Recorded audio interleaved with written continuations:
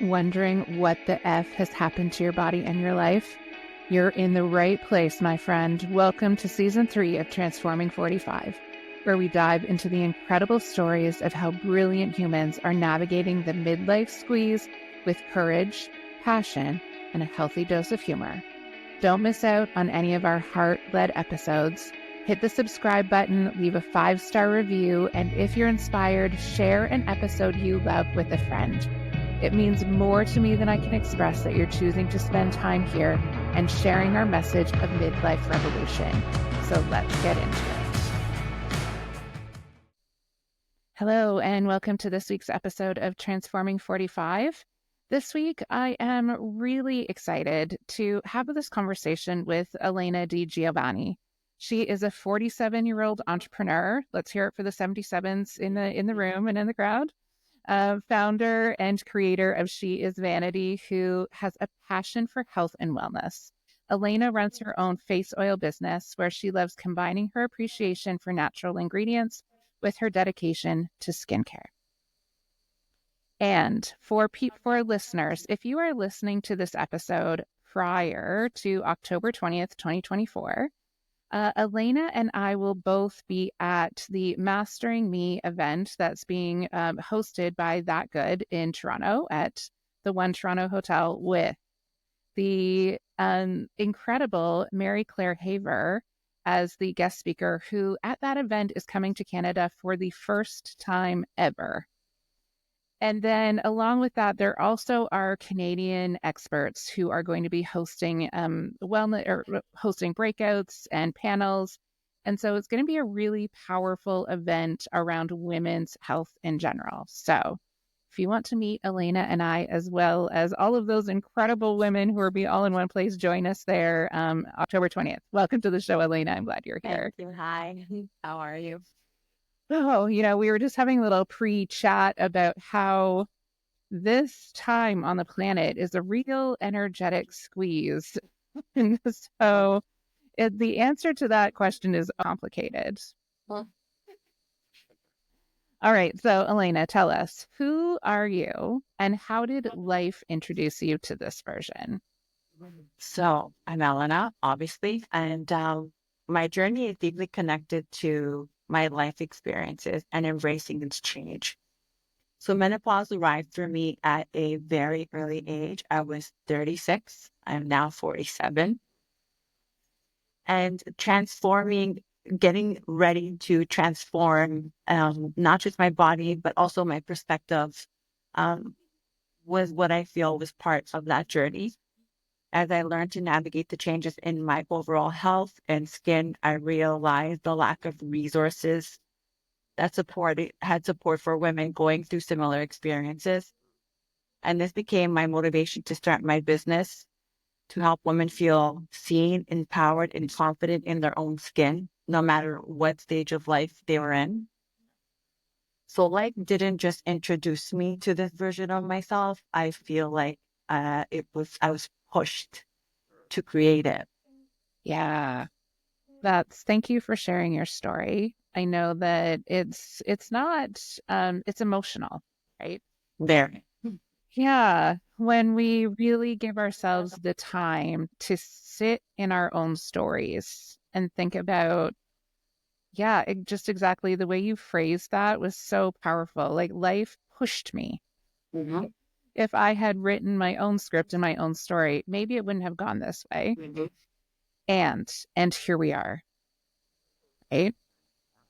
Absolutely. Yes. At 36, when all of this happened, I was making decisions and thinking of things that I just would have never thought that I would be having to prepare for at 36. So it kind of changes a lot of things for you. Absolutely. And thank you for also sharing your story, because there's still so much, what's the word I'm looking for? Again, my brain is There's a little bit stigma squeezed. associated to it. There is stigma, and there's also, I'm going to use misinformation, right? Misinformation that women who are in their mid-30s, early 40s, this is not a conversation for you. You don't need to worry about it. And that is not the truth, right?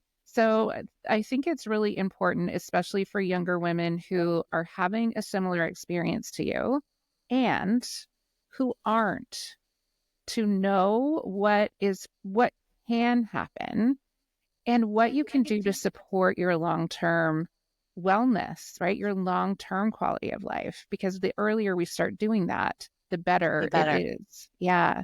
So what Absolutely. are some of the things that you started noticing that brought your attention to something is happening here? So when I was feeling perfectly fine, to be quite honest, for me, it was like I got hit by a bus. I was perfectly fine. My menstrual cycle was like clockwork, never skipped a day, 26 days, 28 max. I got it. And I was away. My husband and I, my fiance at the time we were away, we had gone on a cruise and I was feeling bored and I didn't know if it was the boat. I had never been on a cruise before. I would get these things in my stomach and I would kind of get like cold sweats and heart palpitations. And one day I got like this very big heat wave or sweat, what Mm, flashes, heat flash, but it started in the pit of my stomach. And I didn't know if I was going to be sick, if I was going to faint. It was the oddest feeling. My heart started racing. So I ran to the bathroom because I didn't want to be sick in front of everybody. uh-huh. And I started sweating. And then I got the shivers and it went away. And so my husband said, maybe you caught something. And I said, maybe. He's like, maybe you should go check the doctor or do you want to take the gravel? And I took the gravel thinking that maybe I had some stomach bug. Right. And that was that. And we got off the ship and we came back home and I was in the car and the same thing happened. Driving to work, I pulled over. I said, I don't know what's gonna, I didn't know, same thing. I don't know if I was gonna be sick, heart palpitation. It was at that point that I said, I need to go to the doctor. Something is just not right here. And I did go to the doctor. We did some blood work. When I explained to her what I was feeling, she called me back in and she said to me, I know you just got engaged. I know you want children. She said, but I have some bad news for you. And I just looked at her like, what is she talking about? Because at that age, you just stop thinking of these things. Mm-hmm. And she said to me, your FSH levels are not good. She says, you've entered almost menopause. She says, if you want a child, you need to go now. And I said to her, but what are you talking about? That's impossible. So my Mm-hmm. periods at that point, the last 2 months had stretched, but not that, because every woman is different. They had Mm-hmm. stretched, but not that I was missing it. They just stretched longer. I wasn't like overly bleeding or having all these different um, things that a lot of women have. And I just froze. And as she says, you need to go see a specialist. So then if you want a child, you need to go and see a fertility doctor right away. And that's what we did. And when we went to the fertility doctor, it gets worse because he says to me, well, whatever you have left, I need to push out if you want to have a baby. He said, so if you had, he goes, according to your numbers, the year, he says 2 years, he goes, it's going to be less. Right. And that was another decision that I had to make. At that point, my husband and I, we wanted a child. And so we went forward with aggressive IVF for about a year and a half. Didn't work out for us. And here we are. I was left depleted, Mm-hmm. nothing. My skin felt horrible. My hair was falling out. Everything, my body was changing. Mm-hmm. I was emotionally and mentally drained from the roller coaster ride of not only of now the IVF and the ups and downs, but now thinking, okay, well, you have nothing left. So we have to start you on some kind of plan because you're young and you need to support your heart and your bones. And I went into a very dark place. And it was from support from my family and friends that really helped to dig me back out of that. I wasn't mentally ready to face what I was facing because Mm-hmm. at 36, 37 years old, those aren't things that you're thinking about. I would look at my mom and say, well, this is the woman that I'm going to relate to now. Who else am I going to relate to? Right. Yeah.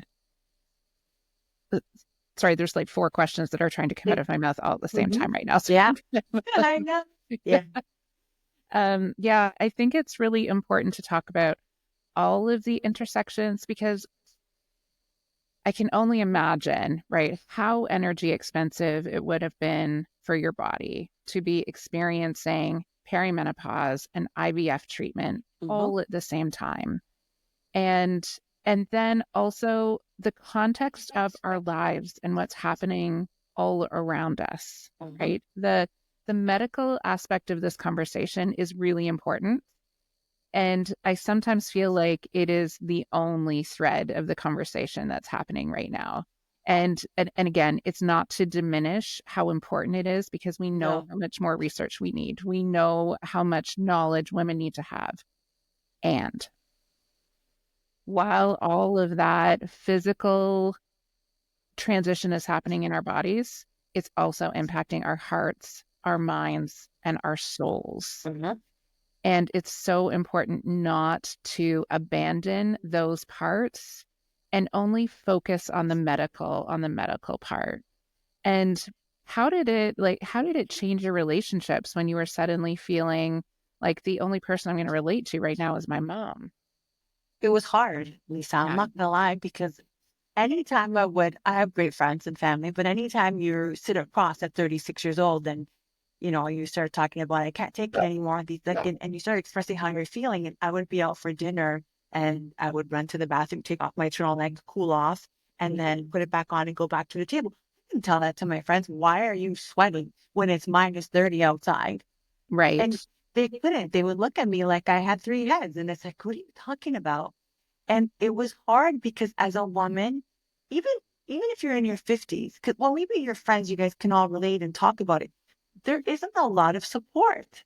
There No. isn't a lot of research.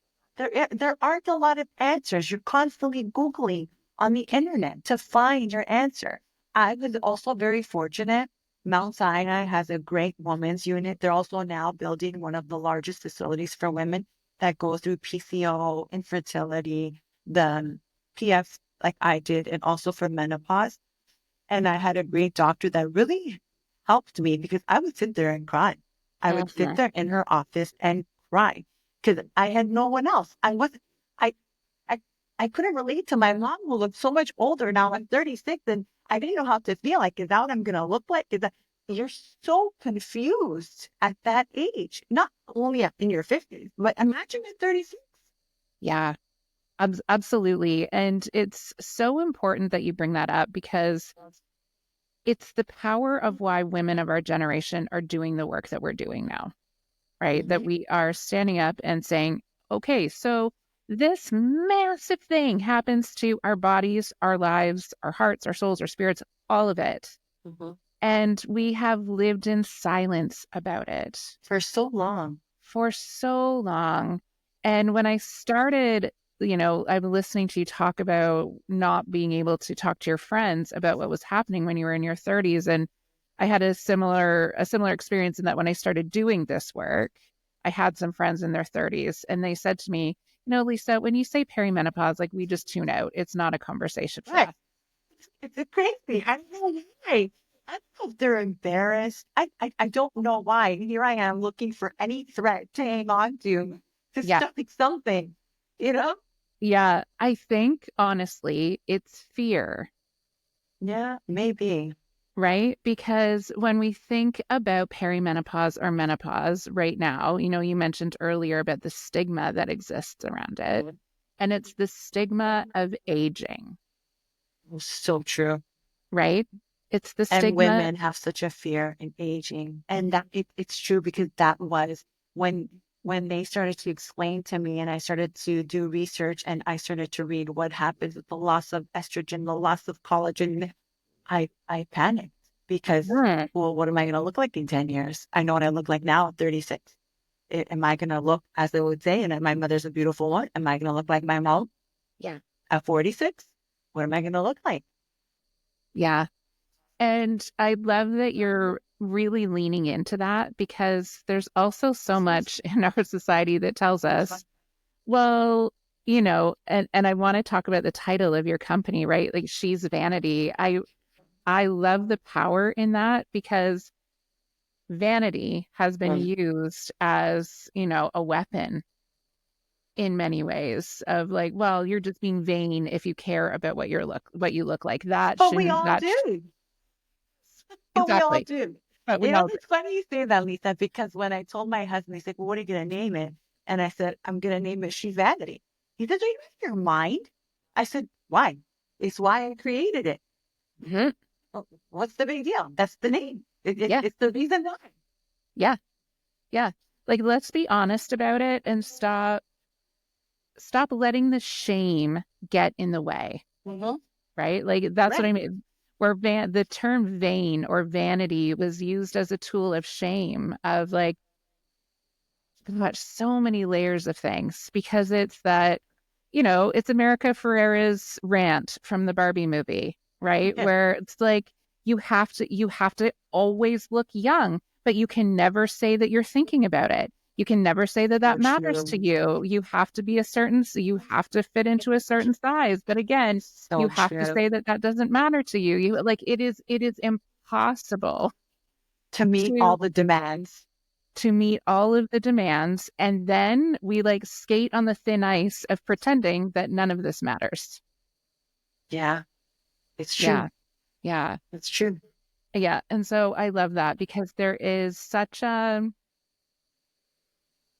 going back to what we were talking about with fear around talking about perimenopause with younger women, it's, we just need to be really honest and say, like, yeah, there is some fear that I experience, because at 47, on the inside, most days, I still feel like I'm 16, Absolutely.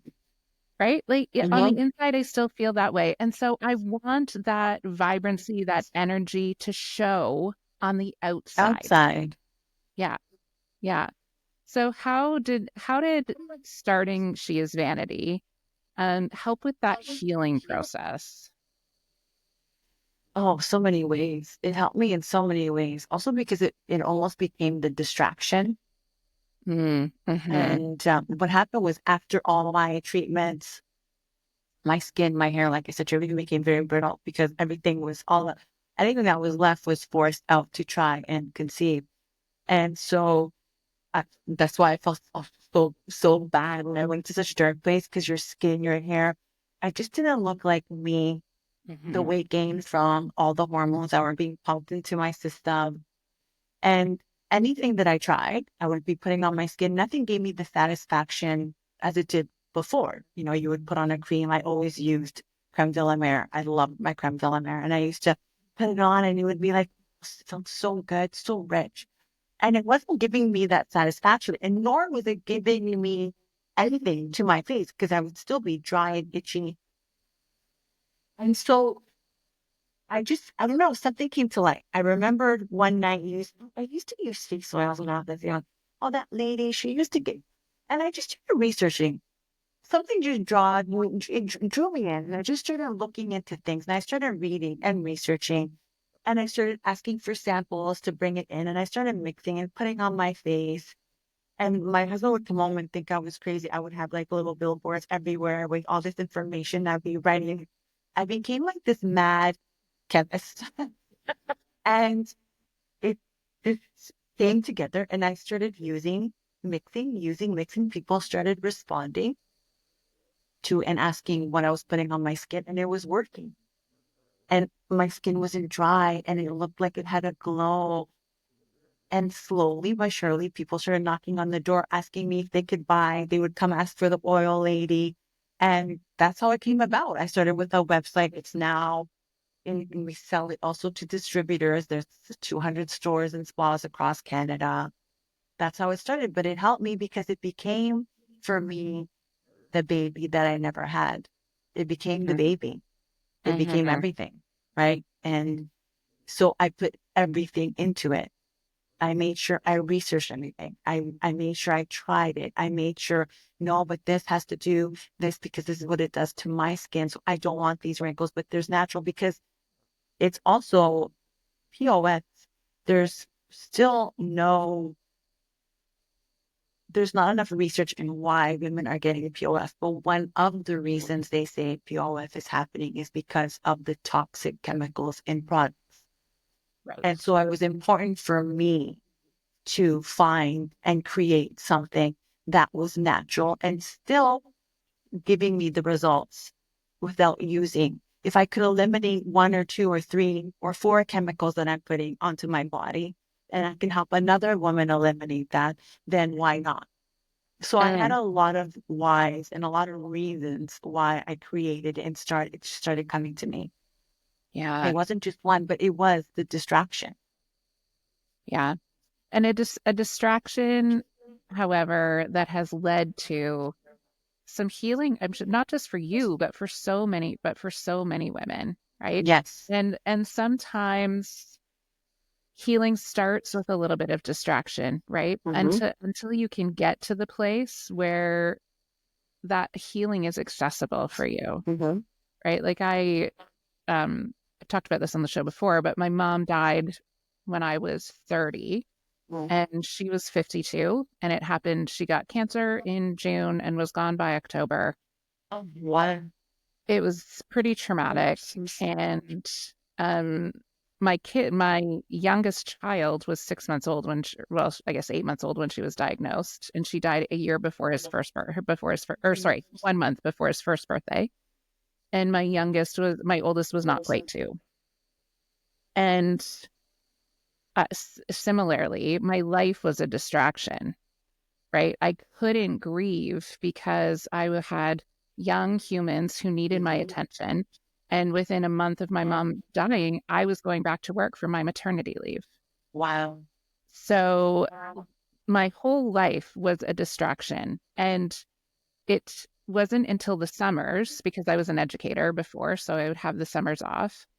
And every summer, I would find myself lifting one layer of grief, right? Like during that time where I had time to process, I'd have a little bit. And it took me 7 summers of processing grief at that when I wasn't living a distraction. And that doesn't mean that like grief ends. Like it's still You I'm have your moments.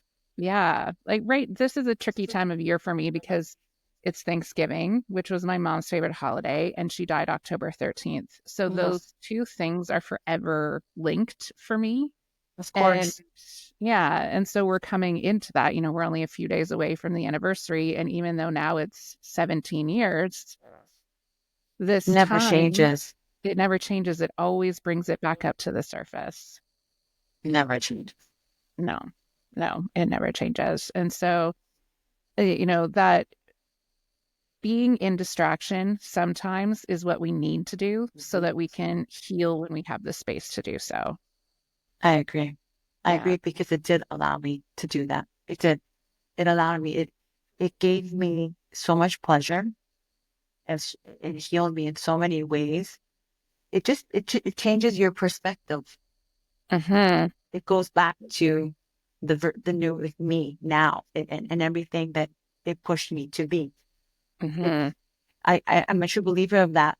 There's a reason for everything. And so would I be sitting here today if my life would have been different? Probably not. Would I be an ambassador for women's helping them for the Mount Sinai? Probably not. Would I have my own face? Well, probably not. Would I have a child? Maybe. And so it's all these things that have brought me here. Yeah, absolutely. And they feel so hard and uncomfortable at the time when they're happening. And it's one of the things I've been working on with other humans is that it's uncomfortable, but remember, it's not forever, No, right? there's always a light. Yes. Yeah. And And don't be, sometimes you don't see it. And that's okay. yeah. But there is a light. Yeah. Yeah, there absolutely is. And all of the deep pain and suffering doesn't last forever. So also don't be afraid to be in it when it's happening, Mhm. because if you feel it while it's happening, it might not take you 7 summers to do the No, processing you're of right. the little bits You're at a right. time. Yeah. It's true. I did, that happened with me. On my last S2 in October was when we lost the last two embryos that we had many years ago. And it was the same. That last transfer was very difficult for me. It put me in a very dark place when it didn't work out. And I remember my mother came to my room. My husband had to go to Europe. And so I was just laying there because for me, it was like the death. It was also when I made the decision that it was enough. And so I was just in bed for maybe 3 days and I didn't want to eat. I didn't want anything. I just wanted to be left alone. And she came and she opened the door and she said to me, if you keep digging the hole, the more you dig, the more you go in, the harder it is to get out. Mm-hmm. And she just closed the door. She didn't say anything else. She just closed the door. And so I sat there and really thought about it. And for 3 days, I was in there crying. I made that decision. But I got up and I went to go and have coffee with her. Mm-hmm. And I thought to myself, well, this is it. You need to make a decision. What do you want? Yeah. Yeah. And that first decision to start climbing out of the hole is often the hardest one. It is. But you sometimes need that. You need those. You need your time. Some Yeah. is for 7 years, some is 3 years, some is 3 months. We need that time. Yeah, absolutely. We need as much time as we need. And we need that powerful community around us, Absolutely. right? Absolutely. I say this all the time, we were never, ever meant to do this alone. And the myth of individualism and success only coming when we do things on our own is exactly that, a myth. Mm-hmm. And we need those people sometimes to be the truth tellers. And sometimes it needs to feel a little bit like a push, like you said Yeah. earlier in the episode. And we need those people to hold us up and do what we need when we can't do it for We ourselves. can't do it ourselves. Exactly. Yeah, absolutely. So I wanted to go back a little bit to what you were saying about and again, lots of research still to be done. Mm-hmm. And one of the factors in POF is all of the environmental chemicals that we Right. are absorbing. I think Right. that's really important for people to hear. Because when, there was one day, I just sort of started looking around my bathroom at everything I put on my hair, my skin, my everything every day. And it's a lot. It And is. yeah. And so no wonder. And then I think about the younger women. So like the Gen Alpha and Gen Zs and this impossible beauty standard that all of us have experienced, and it is Right. amplified. It is amplified at this point in time. And we're seeing younger women taking more extreme measures around aging, even when they're in their teens and having plastic surgery and using more and more and more products. And so that is a really empowering piece of information to have. It is. I learned a lot through the process of everything happening with me. It was also a lot of learning that I did. Yeah. I didn't know. And I still am, and I just choose more wisely. But I was a product junkie. I was a girly girl. I love my makeup. I love my nail polish. I love everything, my hair, everything. And when they told me that that's one of the reasons, I really dug deep. And my nephew was just born the year prior, and my sister too, because they're so young. Children changed everything that was used on him to all natural products because your body is absorbing it all. And we don't realize how much is around us, how much our body, our skin is absorbing, and it was around that time that Toxic Beauty, I don't know if you ever watched it, came out, and they showed how they do tests with how much like what she's using with makeup, with creams, with shampoos, and her levels. And then when she switches, what her levels are at. And I wish, talking to the younger, I wish I knew that because things could have been different for me now. Right. And it's important. And I think that young women have no idea. And the social media really plays a big part. They follow all these celebrities and influencers that are doing all these things. And as did we, in a different way, because social media didn't exist back then. But we did the same thing. But if I would have known, and if these young women know, then maybe they can make some slight different changes. And instead of maybe using a moisturizer with chemicals and so forth, they could use something natural and eliminate a little of what they're putting on that's toxic, absorbing into their skin, into their Mhm. bodies. Yeah, because because there's so many things we don't have control over, right? In the environment, the microplastics, the what's in the air, we don't have control over how those things enter into No, our bodies. So, where we do have choice and option, it's more critical than ever to make sure that we have the knowledge so that we can make those decisions right. to have less chemical coming into our body. Huh? Hmm. It's because we have choices. Yes. We have Yes. choices, right? Hmm. And you Absolutely. just eliminate some things. You don't have to eliminate everything. Hmm. I get it. I still get my nails done, but I try to do a little less Yeah. when you I'll realize hear you. that and sometimes you need a scare or you need to have some life-changing things happen for you to realize it. But it is what it is. And I believe there's a reason for everything. So Hmm. Yeah, absolutely. So what is it in your products that make them natural? Because I know I also had a conversation with Jen Harper, and she talked about Jen Harper from Cheekbone Beauty, and she talked about all of the mislabeling of products. mm, Hmm. mhm, a Yeah. lot of Yeah. So what do you do to make sure that your product is exactly what you say it is? because it's all organic, naturally. Oils that are there's nothing. I don't have 1 ounce of a chemical. There's nothing in it. It's all organic, all natural, chemical free. There's nothing.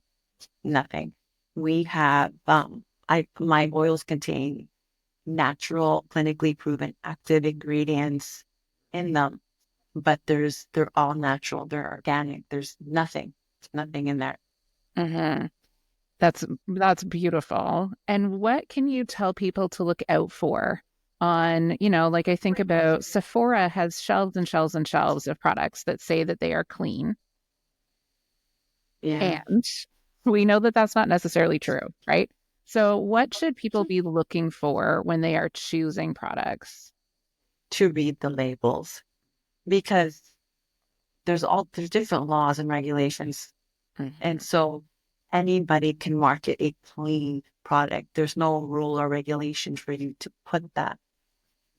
You need to read the labels. You need to flip the box over and read what the product contains. Because if you don't do that and you just go with what it says on the outside, then you might not be getting the exact same thing on the inside. And so reading the labels are very important. That's the best advice because they can't lie on the label. The ingredients they have to be there. Right. That's really good advice. Yeah. Thank you for that. And just as we're wrapping up this conversation, I wanted to talk a little bit about the work that you are doing with Mount Sinai. Mhm. And yeah, and so tell me a little bit about the advocacy that you've done in that area. And you mentioned earlier that they're developing a center for women's health. Mhm. And so what is that start? How is that developing and what does it look like? So Mount Sinai is developing a women's unit. I think it's opening in there is one already open, but it's going to be one of the largest facilities to help women going through menopause, perimenopause, PCO, POF. And I'm helping them with part of my sales. I give a donation back to the women's unit because they are who helped me. I always say my doctor, Dr. Sheriff, saved my life because she took me out of my misery and made me feel like a normal woman again. And so I believe in giving back to that. And so I do in any shape, way, or form that they need me. I'm there with them. I help advertise it for them. I help speaking. My story is on their website. And so, yeah. I really love being a part of that. Yeah. And it is exciting that that level of care is there and is being expanded upon for because women deserve They really do. good healthcare Mhm. and we deserve it without having to advocate for it, right? It is where we are right now. It is. And everybody is bringing this awareness, which is great, Lisa, because I do see a change.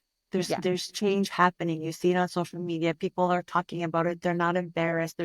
It's changing, which is great because for menopause, when women start going through these changes, it's not just physical and emotional changes, but there's mental changes.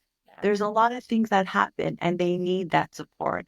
And I'm happy that Toronto will have a place for women to go to that there'll be a support center for them. Yes, absolutely, because it is essential. It is, like we talked about earlier, it is one element of our health. It's a very important element of our health. Hmm. Having that available is so important. So, Absolutely. yeah, thank you so much for the advocacy work that you are doing. Thank you so Thank much for you. creating products that are safe and caring for women. And thank you so much for this conversation today. Thanks for having me. Thank you for joining us on this transformative journey today. Your support means the world to me.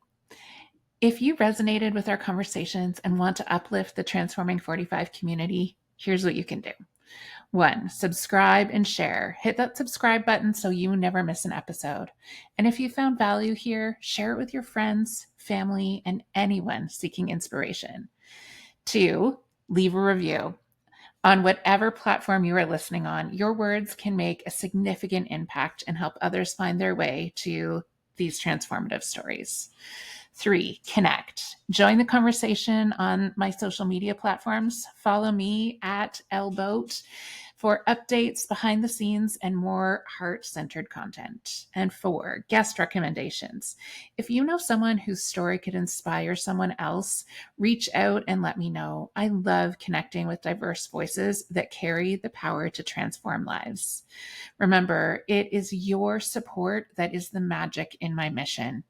Together, we can create a community of empowerment, growth, and healing. Thank you for being part of the Transforming 45 family. Until next time, keep shining your light and embracing your journey.